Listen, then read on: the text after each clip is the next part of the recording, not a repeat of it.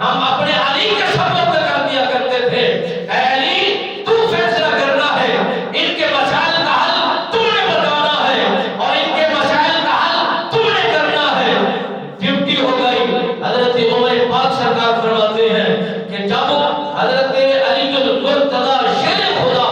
آپ سرکار موجود ہوا کرتے تھے،